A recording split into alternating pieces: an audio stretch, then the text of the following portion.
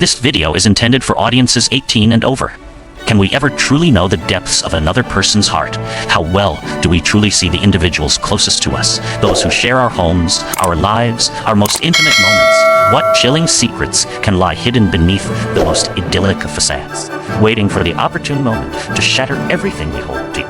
In the tranquil summer of 2018, the vibrant suburban calm of Frederick, Colorado, was irrevocably broken by an unspeakable act of betrayal, exposing the devastating truth behind a seemingly perfect family. A devoted friend, Nicole Atkinson, found herself gripped by an inexplicable dread when her calls went unanswered, her texts unreturned. Shannon Watts, pregnant and full of life, had...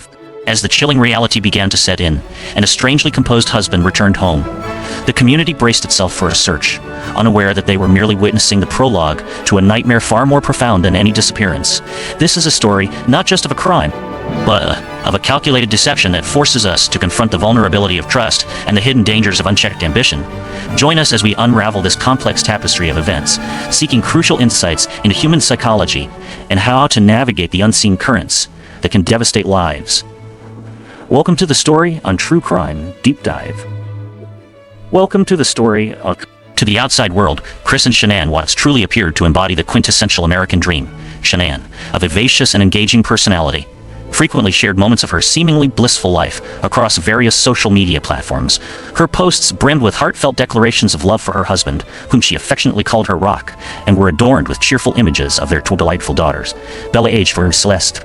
She actively championed her role in a multi-level marketing enterprise, meticulously curating her online presence with narratives of ambition, personal growth, family warmth, and professional triumph. At the time, she was eagerly anticipating the arrival of their son, Nico, just 15 weeks into her pregnancy. A new chapter she openly celebrated and shared with her expanding network of followers. The digital footprint they left behind was one of unblemished happiness, a testament to a life meticulously designed for public admiration. Yet, this carefully constructed image of familial harmony concealed a deeply fractured and increasingly volatile reality. Behind the smiles and positive affirmations, the couple wrestled with considerable financial pressures, and their marriage was quietly but steadily disintegrating. This private turmoil festered beneath the surface, creating a stark contrast to their public display. Chris, meanwhile, had embarked on an intense clandestine affair with a coworker, Nicole Kessinger. He became progressively consumed by a distorted vision of a future unburdened by his existing family commitments, a future he believed could only be realized through drastic measures. To Kessinger, he spun a carefully crafted tale of an impending separation, of a divorce on the horizon, presenting himself as a mech. In truth, he was meticulously orchestrating a far more sinister plan, the complete elimination of his entire family. An act he believed would pave the way for a new, unencumbered life. This fervent desire for a clean slate, untainted by his past responsibilities and relationships, drove him to consider actions of unthinkable finality, revealing a profound and dangerous psychological shift within him. The events of August 13th, 2018, began subtly, innocuously, concealing the horror that was about to unfold. In the quiet pre-dawn hours, Shannon returned to her home in Frederick after a business engagement in Arizona.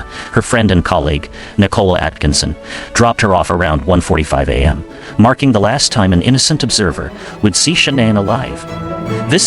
As the morning unfolded, Atkinson's concern grew from a minor unease into a gnawing worry. Shannon missed an important doctor's appointment, and her usual prompt replies to texts and calls remained conspicuously absent. Knowing Shannon's pregnancy and her meticulous nature, Atkinson's unease prompted her to visit the Watts residence. Discovering Shannon's car still parked in the garage, yet receiving no response at the door despite repeated knocking, she immediately contacted the authorities to request a welfare check. The growing silence from within the house was a chilling precursor to the devastating truth. A police officer soon arrived, and Chris Watts was summoned from his workplace at Anadarko Petroleum, where he worked in the oil fields. The subsequent body camera footage, now etched into the public consciousness as a testament to his chilling composure, captured his disturbingly placid and detached demeanor as he granted the officer entry. This unusual calm in the face of his family's disappearance. And inside the residence, Shannon's personal effects, her purse, keys, and cell phone, were all accounted for, but both she and her two young daughters were nowhere to be found. The immediate mystery deepened, shrouded in an unsettling tranquility that emanated from Chris. His lack of overt distress, his carefully measured responses, and his almost academic approach to the unfolding crisis raised immediate suspicion. In the ensuing days, Chris Watts meticulously performed the role of a grieving husband and father for a stunned public and an increasingly watchful law enforcement. He appeared before local news cameras, his voice laden with a feigned anguish, imploring for the safe return of his family. Shanann, Bella, Celeste, if you're out there, just come back, he pleaded, projecting an image of profound distress and desperation. If somebody has her, just please bring her back. I need to see everybody. However, his carefully constructed performance quickly began to falter under the intense scrutiny. Investigators noted the palpable absence of genuine emotion, the unsettling inconsistencies that marred his narrative, and a certain rehearsed quality to his public appeals. His public pleas, intended to evoke sympathy, instead struck many, including the sharp-eyed detectives on the case, as hollow and meticulously rehearsed. The mask, subtly at first, began to slip, revealing not a man consumed by genuine grief, but one struggling to maintain a monumental deception. The meticulous analysis of his words, body language, and actions by law enforcement painted a disturbing portrait, hinting at a truth far more disturbing than a simple disappearance. His ability to maintain this facade, even under pressure, speaks volumes about a deep-seated pathology. The decisive moment arrived when investigators requested Chris Watts undergo a polygraph examination. His results were unequivocally damning, signaling a profound lack of veracity in his statements. This scientific assessment provided a critical turning point in the investigation. Confronted with the overwhelming evidence of his falsehoods, Chris finally relented, agreeing to share his account. However, his initial confession was another monstrous fabrication, a twisted attempt to shift culpability onto his vanished wife. In this initial, self-serving narrative, Chris alleged that upon his declaration of wanting a separation, Shanann had succumbed to a furious rage, tragically ending the lives of their daughters. He then asserted that he, in a reactive surge of anger, had subsequently ended Shanann's life. This was a calculated lie, a desperate and depraved effort designed to absolve himself of the full, horrifying reality eventually emerged, stripping away every layer of deception and revealing the true depths of his depravity. In the early hours of August 13th, shortly after Shanann's return home, Chris Watts committed an unspeakable act of violence against her in their bed, ending her life. As he prepared to move her remains, his young daughters, Bella and Celeste, unexpectedly awakened, witnessing scenes no child should ever endure. In a horrifying continuation of his calculated actions, he placed his living children in the backseat of his work truck, their mother's body tragically positioned near. He then drove approximately 45 minutes to a secluded oil field site associated with his employer, a desolate and remote location chosen for its isolation. There, he buried Shanann's remains and concealed them in a shallow grave, attempting to erase her presence from the world. He then turned his focus to his innocent daughters. He inflicted fatal harm upon 3-year-old Celeste with her favorite blanket before disposing of her remains in a deeply distressing manner within a large crude oil tank. A chilling act of dehumanization. 4-year-old Bella, witnessing this unimaginable horror, uttered a heartbreaking plea. "Daddy, no!" Chris then similarly ended Bella's life before concealing her remains in another tank, silencing forever the voices of his own children in a final chilling act of profound betrayal.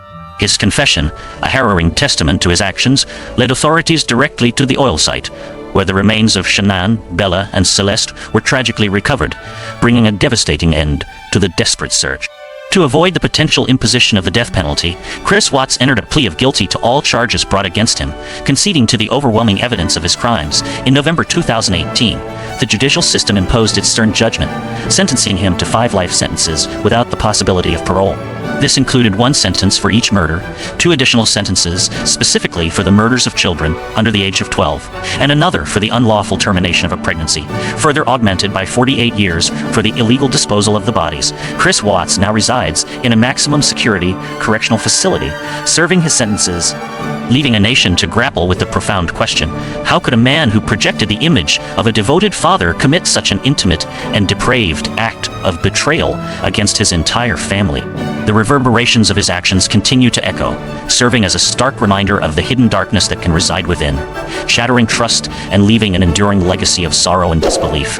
This case forces us to confront the terrifying reality that evil can wear the most familiar of faces, and that the absence of conscience can manifest in the most calculated and devastating ways. The Watts family tragedy compels us to look beyond the horrific outcome and delve into the pivotal moments that could have, in an alternate reality, steered Chris Watts away from such a devastating path. The true turning point, in this case, wasn't the brutal morning of August 13th, but rather the insidious progression of Chris's internal landscape, the gradual corrosion of his moral compass, and his escalating commitment. The real what if begins much earlier, not with the act itself, but with the choices that led to the cultivation of such a monstrous intention. It forces us to examine the psychological architecture of a mind capable of such extreme rationalization. Imagine a critical juncture in Chris's journey, perhaps when his affair with Nicole Kessinger first began to deepen, moving beyond fleeting temptation to a serious commitment to deception. What if, instead of meticulously weaving a tangled web of lies to his mistress, presenting himself as a free man, and simultaneously emotionally detaching from his wife, he had chosen the ultimate? The trajectory he embarked upon was one of profound self-deception, where he convinced himself that his personal unhappiness and desire for novelty justified absolute destruction. What if, at the precise moment he contemplated severing ties with his family, he had sought genuine marital counseling, not merely as a superficial gesture to placate Shanann, but to genuinely confront his own desire? Perhaps a different outcome could have unfolded if he had allowed himself to be vulnerable, to admit to the overwhelming nature of his personal struggles, rather than retreating into a fantasy of an unencumbered future that demanded the erasure of his past. This hypothetical choice for confrontation over concealment could have fundamentally altered the narrative.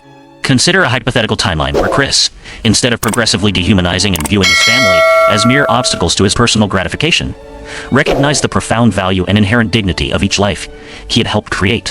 What if, when he first felt the magnetic pull of another relationship, he had engaged in truthful, albeit painful, conversations with Shanann about the deteriorating state of their marriage, and the outcome might still have been a separation or divorce, a difficult and emotionally arduous process, certainly filled with heartbreak and logistical challenges, but one grounded in respect for their shared history, and crucially for the well-being of their children. This alternative path, while immensely challenging, would have preserved the fundamental right to life for Shanann, Bella, Celeste, and unborn Nico. It would have allowed for a future, however fractured, where grief could be processed, and healing could eventually begin, rather than a void of incomprehensible loss that has no closure. The psychological burden of an honest, albeit painful, separation would have been immense, but it pales in comparison to the eternal damnation of his chosen path. The tragic role of chance, social pressure, and seemingly insignificant decisions often looms large in these cases, subtly shaping trajectories.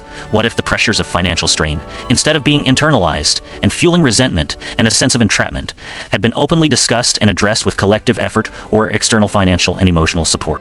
What if Shanann's friends, noticing the subtle but persistent shifts in Chris's behavior, the increasing emotional distance, the palpable air of secrecy, his growing discomfort in family settings, had articulated their concerns more directly to her, or offered resources for marital support and individual counseling before the situation reached such a critical and irreversible point? While such interventions, even if offered, cannot ultimately prevent a determined individual from choosing a path of darkness, they can sometimes create crucial opportunities for reflection, for alternative solutions to emerge, or at the very least, for early warnings to be heeded. These small moments, seemingly minor in isolation, coalesce to form the fabric of fate. Chris Watts' decision to eliminate his family was not a spontaneous outburst, but a deliberate, chilling culmination of a series of choices. The choice to deceive, the choice to compartmentalize his life with pathological precision, and ultimately the choice to prioritize his own perceived freedom and desires above all human life. The what-if analysis reveals that the most critical turning points are often not grand, dramatic. His desire for a new beginning became a ruthless imperative, driven by an inability to face the discomfort of his current reality, compounded by a profound and disturbing lack of empathy that permitted him to view his family as disposable impediments rather than cherished, invaluable individuals.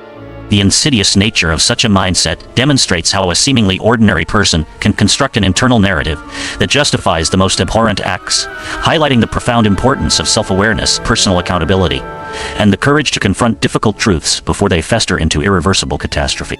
This devastating scenario reminds us that the breakdown of communication, the suppression of difficult emotions, the pathological pursuit of a selfish fantasy, and the systematic dehumanization of others can pave a road to unimaginable destruction, leaving us to ponder the fragility of peace and the depths of human darkness. The hypothetical alternatives, though painful, would have always been infinite. The Watts family tragedy, while deeply sorrowful and unsettling, offers profound and vital lessons about human behavior, hidden vulnerabilities, and the critical importance of recognizing insidious red flags within our most intimate relationships. The core lesson here is the chilling reality that extreme self-interest, coupled with a complete emotional detachment and a relentless desire to control one's narrative at any cost, can lead an individual to commit unthinkable acts. It is a stark reminder that the image projected to the world can be a meticulously crafted illusion, concealing a perilous and unpredictable internal landscape. The psychology at play involves a perpetrator capable of profound cognitive dissonance and extreme compartmentalization, enabling them to construct a new life fantasy, so powerful and compelling in their own mind. This pathological self-focus often manifests as a terrifying absence of empathy, where others are objectified, and their lives hold no intrinsic value in the face of the perpetrator's overwhelming desires. This case underscores the acute danger of ignoring profound and consistent shifts in a partner's emotional engagement, particularly when coupled with heightened secrecy, evasive, to empower ourselves and those we care about. To better navigate the complexities of human relationships and recognize potential dangers, here are some specific actionable insights drawn from this devastating case. Trust your intuition and systematically observe behavioral changes. It is paramount to pay close and consistent attention to sudden, significant, and sustained shifts in a partner's demeanor, emotional availability, communication patterns, and daily routines. If a partner suddenly becomes distant, secretive, overly possessive of their phone or digital devices, shows a marked decrease in empathy, or Chris Watts' progressive detachment was a noticeable pattern to Shanann's friends and family, even if its full implications were not immediately apparent. While not every behavioral change signals danger, a persistent pattern of inconsistencies, evasiveness, and emotional withdrawal warrants serious attention and open, honest communication. If your gut feeling tells you something is deeply wrong, if a situation evokes a sense of unease or dread, do not dismiss that vital internal warning sign. It is often the first line of defense your subconscious offers. Look beyond the curated social media facade and seek authenticity. Understand that online presentations, especially those meticulously curated for public consumption, rarely reflect the full, complex, and often messy reality of a relationship. The Watts family's perfect social media image was a stark and tragic contrast to their internal struggles and Chris's hidden life. It is crucial to cultivate genuine, deep connections that transcend superficial digital portrayals, both in your own life and in observing the relationships of those around you. Encourage conversations that delve beyond the surface, recognizing that a truly healthy and secure relationship can withstand and indeed thrives on authenticity and transparency. Recognize the dangers of psychological compartmentalization and systemic deception. A person who rigidly separates different aspects of their life, keeping them hidden and distinct from one another, may be actively engaged in profound deception. When a partner consistently avoids discussing certain aspects of their day, their finances, their time away from home, or their relationships outside the immediate family unit, it can be a significant and escalating red flag. Chris Watts constructed an entirely separate reality for his affair, meticulously portraying himself as a man free from his existing commitments, even to the point of outright fabrication. Such profound and systematic deception often signifies a severe breakdown of trust and emotional integrity, and can be a dangerous precursor to deeper, more destructive behaviors. Prioritize safety and proactively seek support during relationship crises. If a relationship is ending, especially amidst a breakdown of trust, accusations of infidelity, or the emergence of controlling and manipulative behaviors, prioritize the physical and emotional safety and well-being of all involved, particularly children, is paramount. Individuals capable of such profound deception and emotional detachment may also be capable of escalating control, manipulation, or even aggression when their desired narrative or future is threatened. If you or someone you know is navigating a contentious separation, dealing with a partner exhibiting coercive control, or showing signs of deep emotional unresponsiveness, it is imperative to seek professional guidance.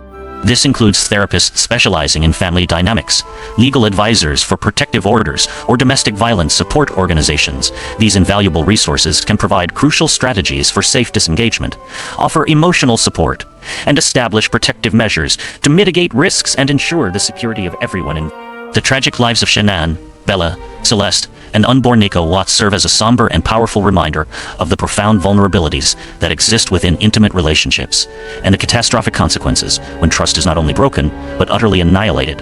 Their memory implores us to remain vigilant, to cultivate emotional intelligence, to foster open and honest communication, and to prioritize integrity.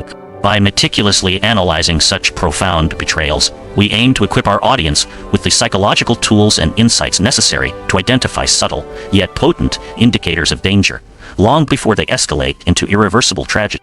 Our shared humanity demands that we learn from these devastating events, transforming sorrow into wisdom that empowers and protects. If you enjoyed this story, please like and share this video. And leave a comment with your thoughts. Don't forget to subscribe to the True Crime Deep Dive channel and hit the notification bell so you don't miss any new videos.